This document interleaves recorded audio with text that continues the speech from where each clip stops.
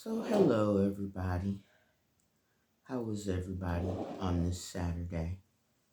Wherever you are, I hope you have good weather. It just got better in Dundee.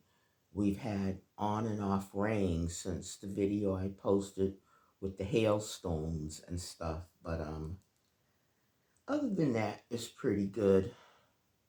I've been sitting here thinking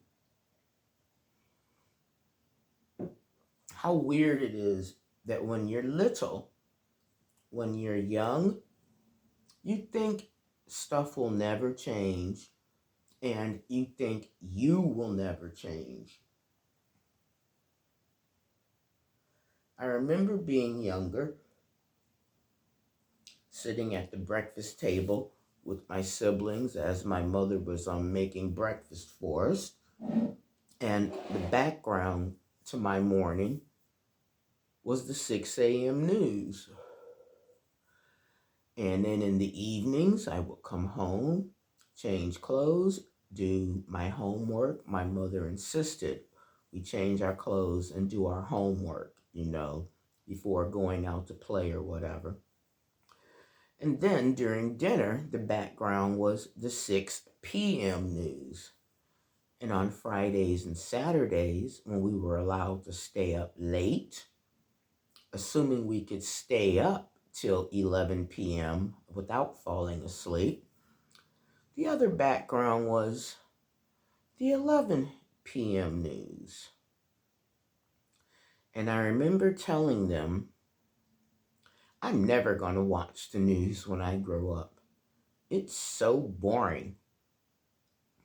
And I remember both of my parents laughing. And here I am watching the news and reading the news and wondering why I do it, because quite often it either depresses me or it makes me want to punch something. I don't understand, the world. And I'm making this video in part because reading the news, watching the news, has brought me to a different realization. I know nothing at all. That's number one. Number two, the majority of the history I was taught in school was a lie. And that is shocking to me. So I watch the news, and thankfully, since we have the internet, I spend hours doing research on things that I never learned before, I'd never heard of before. I'm trying to think of good history teachers I had. And surprisingly, the only one I can remember is my 5th grade history teacher, Ms. June Creighton. And she was as white-haired and probably as old then as I am now. We used to call her Iron Ass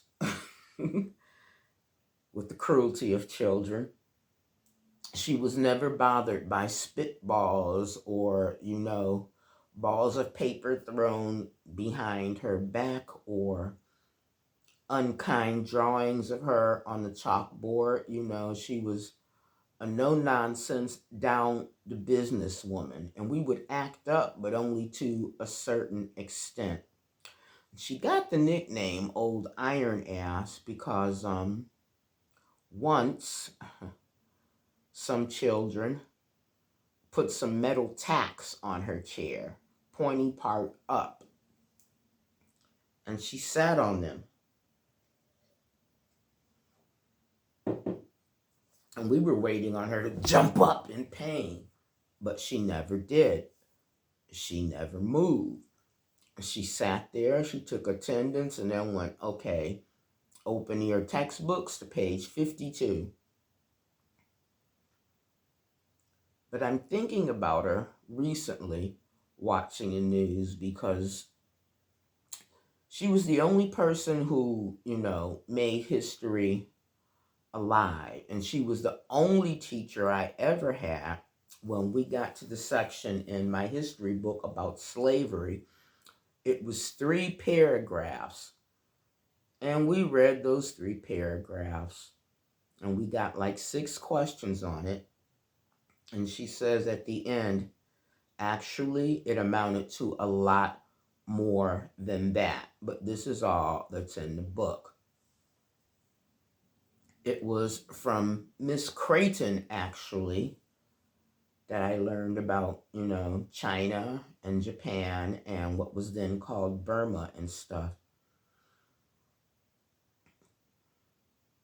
And she gave us a book to read by Pearl S. Buck called The Good Earth.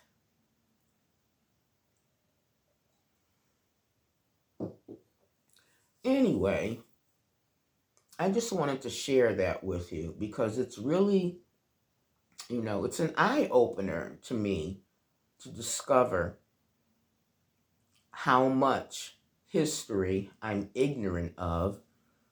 And if I'm ignorant of all this history, are you? Is the rest of the world? Was everything we ever taught a lie? Anyway, enough of that. If it's your birthday, happy birthday.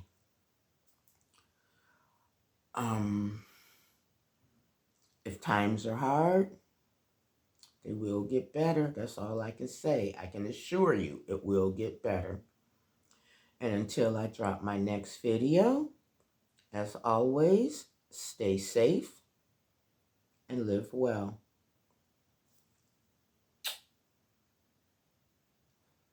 Bye, guys.